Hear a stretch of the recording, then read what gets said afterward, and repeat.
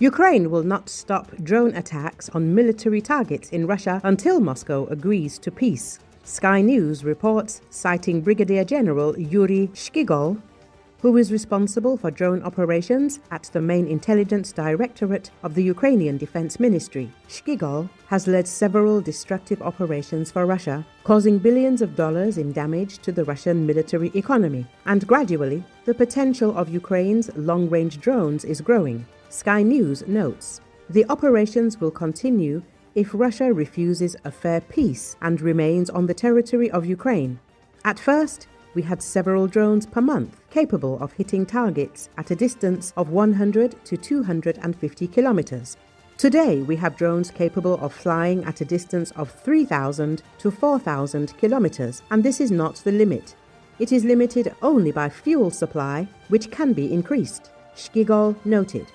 One of the main focuses of Ukrainian efforts in these operations is attacks on Russian oil refineries. They provide the Russian army with fuel and the Russian budget with money for weapons and cannon fodder. If the refinery is completely destroyed, it will be one of the largest operations carried out so far, said Brigadier General Shchigol. According to him, Ukraine is constantly increasing its potential for drone attacks. This does not bring me pleasure. War can never be a source of pleasure. Each of us has tasks that we could accomplish in peacetime, but this war, long-range strikes against the Russian Federation, does not bring pleasure. However, it benefits the state and harms our enemy, the general added. As reported in recent weeks, Ukraine has noticeably stepped up drone attacks on Russian territory. Thus, on the night of August the 15th, Ukrainian drone operators hit the Syzran oil refinery in the Samara region, one of the largest in Russia. It is noted that the Syzran oil refinery in the Samara region of the Russian Federation, which is one of the largest in the Rosneft system, was damaged. It produces a wide range of fuels, including aviation kerosene, participates in the supply of the Russian armed forces. The target was hit. Fire and explosions were recorded, the General Staff reported.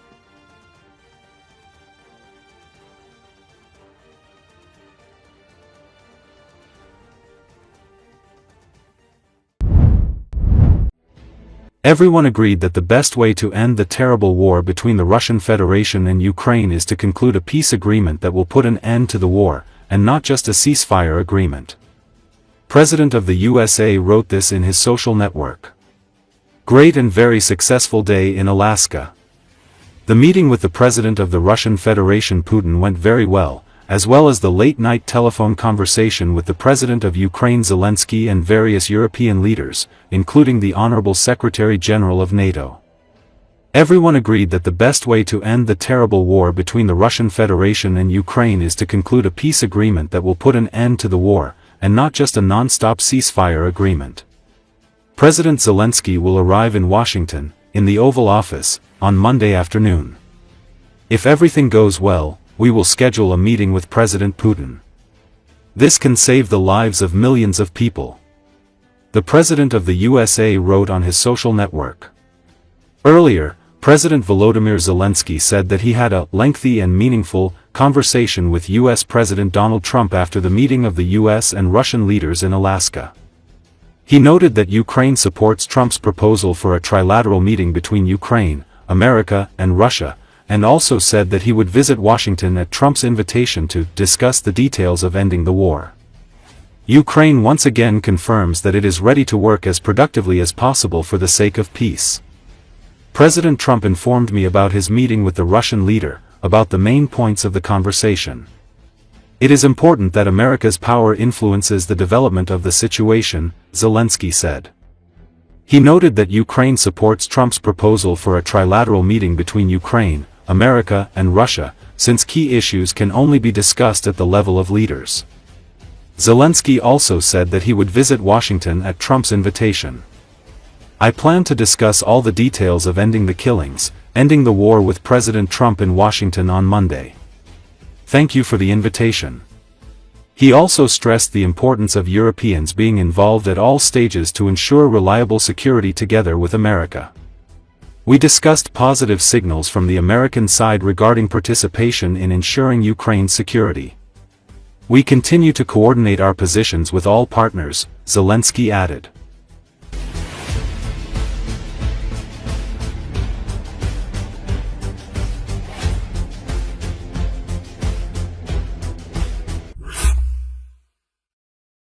U.S. President Donald Trump said some great progress was made during high-stakes talks with Russian President Vladimir Putin on the war in Ukraine, but neither leader offered specific details on the trajectory of the war. According to Associated Press, Trump said many points were agreed to, with just a very few remaining, and he told reporters he will speak with European leaders and Ukrainian President Volodymyr Zelensky soon.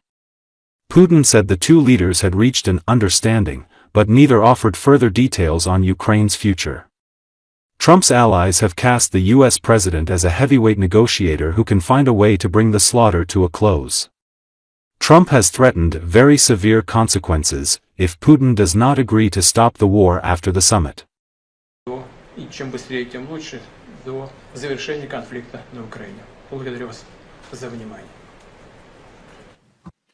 thank you very much, Mr. President. That was very profound, and I will say that I believe we had a very productive meeting. There were many, many points that we agreed on, most of them, I would say, a couple of big ones that we haven't quite gotten there, but we've made some headway.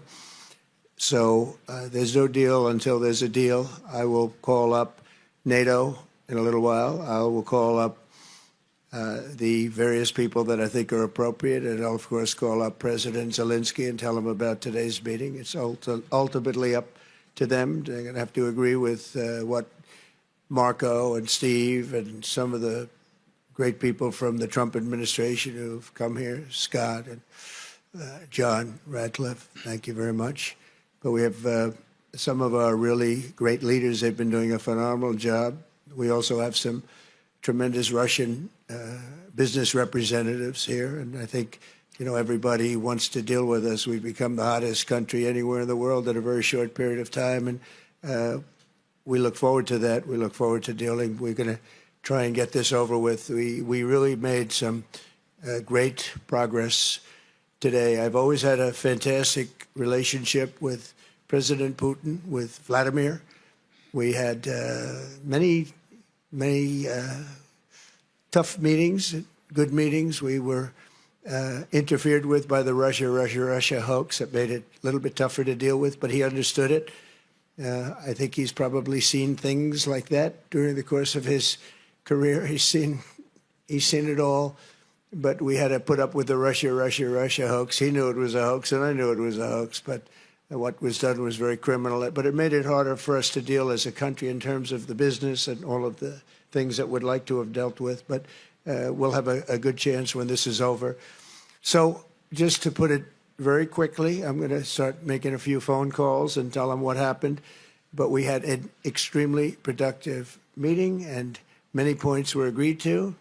There are just a very few that are left. Some are not that significant. One is probably the most significant, but we have a very good chance of getting there. We didn't get there, but we have a very good chance of getting there. I would like to thank President Putin and his entire team, whose faces, who I know in many cases, other than that, whose faces I get to see all the time in the newspapers. You're almost as famous as the boss, but especially this one right over here. But we had some good meetings over the years, right? Good, productive meetings over the years, and we hope to have that in the future, but let's do the most productive one right now. We're going to stop really 5, 6, 7,000, thousands of people a week from being killed, and President Putin wants to see that as much as I do. So, again, Mr. President, I'd like to thank you very much, and we'll speak to you very soon and probably see you again very soon. Thank you very much, Vladimir. Next time in Moscow.